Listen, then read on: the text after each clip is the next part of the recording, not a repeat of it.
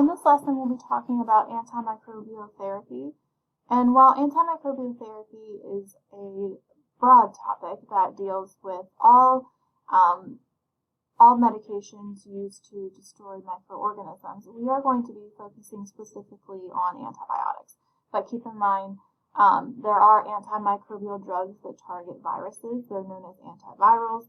Antimicrobial drugs that target fungi, and they're known as antifungals.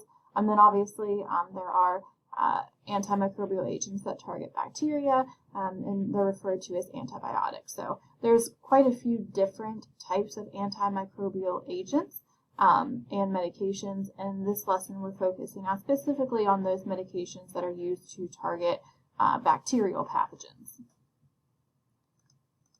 So in general, the main purpose of antimicrobial therapy is to administer a drug to an infected person which destroys the infectious pathogen without harming the host cells. So anytime we take any type of medication, we want it to go in and do its job without harming us as the human host and creating complications and adverse side effects.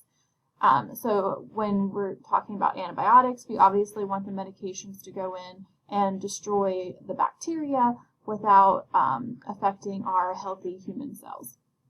So as far as where antibiotics come from, they are actually made naturally by bacteria and fungi. So many different types of bacteria and fungi produce chemicals that can be used to kill other bacteria. It's a defense mechanism for them. They're doing it to prevent bacteria from growing in their environment and taking their nutrients. We have obviously just learned to extract these chemicals from them and then use them to treat medical infections. So we've kind of used this natural process to our advantage.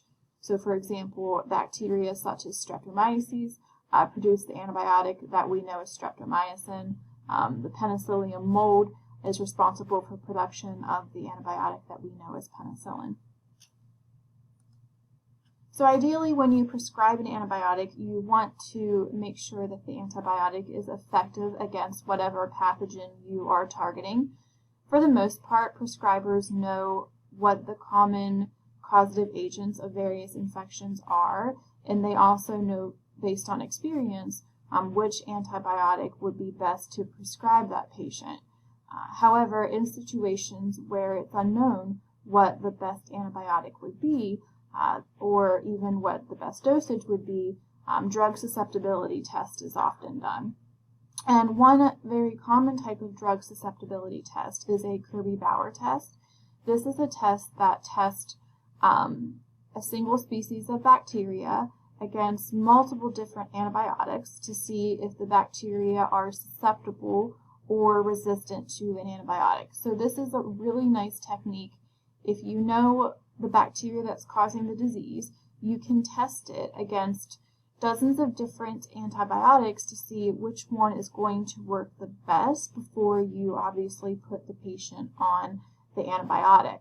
So what you would do is you would take a plate and you would basically cover it with bacteria. So we would grow bacteria in the plate, and then we would add these antibiotic discs to the plate. So the antibiotic is infused within the little paper discs, and then the medication, as the plate is incubated, is going to diffuse into the agar and then hopefully stop the bacteria from growing. If this antibiotic is able to stop this bacteria from growing, when we're done incubating, we will see a clear area around the antibiotic. So what we want is a nice clear area around the antibiotic. That clear area is known as the zone of inhibition, and that is where the antibiotic was able to prevent the bacteria from growing. So when we see these nice big clear zones of inhibition around the antibiotic, it's a good indication that the antibiotic was effective. However, if you see a very small zone of inhibition or no zone of inhibition, that's obviously a sign that the antibiotic was not effective and the bacteria are resistant to the antibiotic. Now, you can't just eyeball it and say, oh, there's a big zone of inhibition, I'm sure it works. You actually do have to measure it all the way across in millimeters and then look at a drug susceptibility chart to interpret whether the medication was effective or not. So this is what a Kirby-Bauer plate would look like in real life. So we can see the bacteria growing on the plate, and then we can see where a variety of different antibiotic discs were placed on the plate, and then the plate was incubated for 24 hours. And what we're interested in are these nice big clear areas. So again, all these clear areas surrounding the antibiotic are the zones of inhibition. So again, that's the area where that antibiotic was able to stop this specific species of bacteria from growing. So we see a lot of really good zones of inhibition.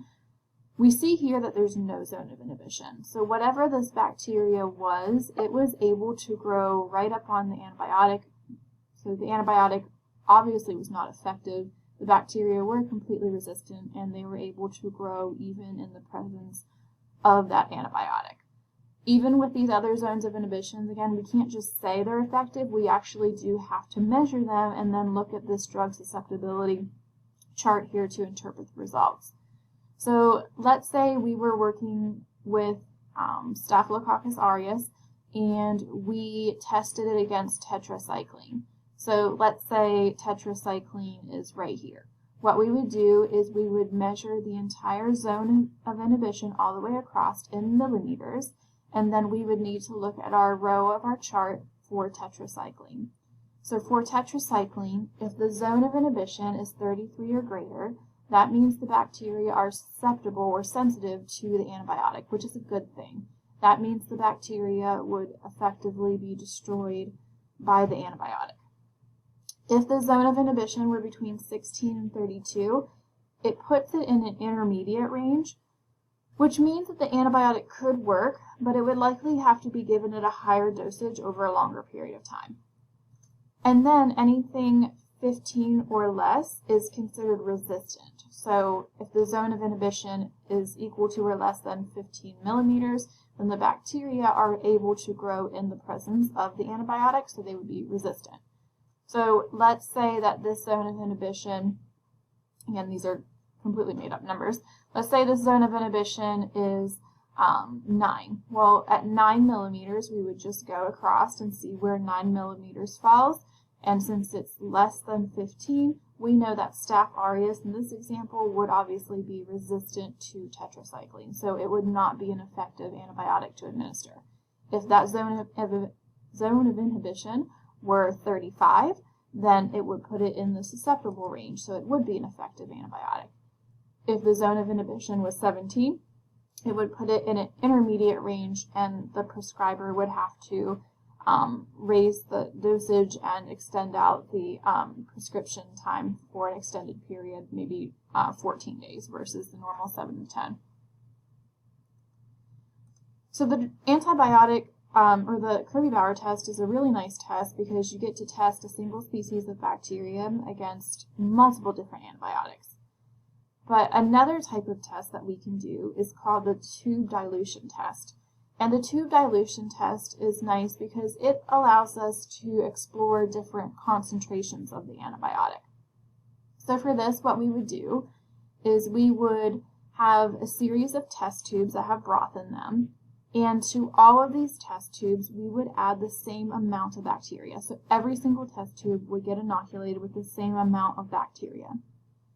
Then the test tubes would get, they would basically get infiltrated with different concentrations of antimicrobial agent. So maybe one test tube would have just 100% antimicrobial agent, whereas another test tube would have 75% antimicrobial agent and then 25% water, and another test tube would be 50-50 antimicrobial agent and water, and then another one maybe 25% antimicrobial agent, 75% water. But you see, there's going to be different concentrations of the antimicrobial agent in all of these test tubes. However, they are going to have the same level of bacteria in each test tube. And what we're trying to figure out is which concentration of the antimicrobial agent is still, well, what is the lowest concentration, I should say. what is the lowest concentration of the antimicrobial agent that's still effective at killing the pathogen. Because we don't want to take more of an antimicrobial agent than is necessary, but we also want to make sure we're taking enough that it's going to get rid of the infection. So all of these test tubes have been inoculated with the same amount of bacteria. However, they do have different concentrations of the antimicrobial agent. In all of these test tubes that are clear after incubation, that means there was enough of the antimicrobial agent in these test tubes to stop the bacteria from growing. In these two test tubes down here that are cloudy, or what we would say in micro is turbid, that means there was not enough of the antimicrobial agent in those test tubes to prevent the bacteria from growing. So basically, whatever dosage was in here was not enough, and the bacteria were still able to grow. Whatever dosage was in all of these was enough to prevent bacterial growth. Out of all these test tubes, the one that we would be most interested in would be this one right here. Whatever concentration of antimicrobial agent that particular one has, that is the ideal concentration. And what we call that concentration is the MIC, or the minimum inhibitory concentration. And that is the lowest concentration of the drug that is still effective at getting rid of the pathogen. Because yes, we could take a higher concentration, but why? That's not really necessary because it could potentially be toxic.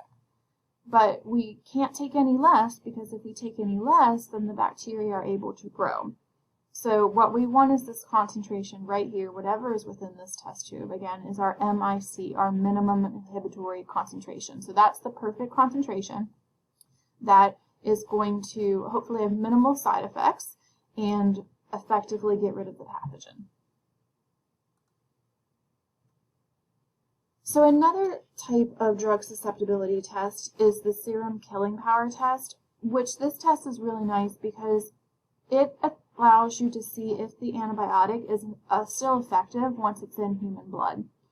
The Kirby-Bauer test, the tube dilution tests, they're great, but sometimes things that happen in the lab don't always translate to what's going to happen inside the human body.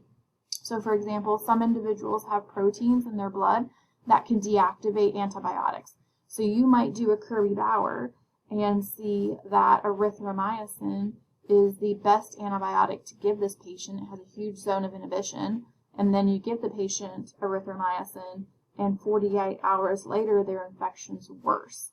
And again, that could be a case where maybe they have something in their blood that's deactivating the antibiotic.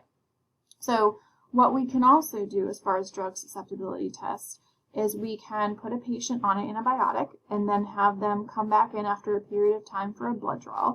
So we're going to take a vial of blood from them, and since they were on the antibiotic is going to be within the blood sample. Then to that vial of blood, which also contains the antibiotic, we are going to add a sample of the bacteria that's causing their infection. And if the bacteria do not grow, that's good. That means the antibiotic that they're currently on is able to stop bacterial growth. So we would just keep the patient on the antibiotic and their infection should get better. However, if you would add the bacteria and then incubate and the bacteria grow, that's bad. That means there must be something in the patient's blood that's deactivating the antibiotic and preventing it from working, and that's what's allowing the bacteria to grow. So in that case, you would have to put the patient on a different antibiotic and likely repeat the test to make sure the new antibiotic is still working.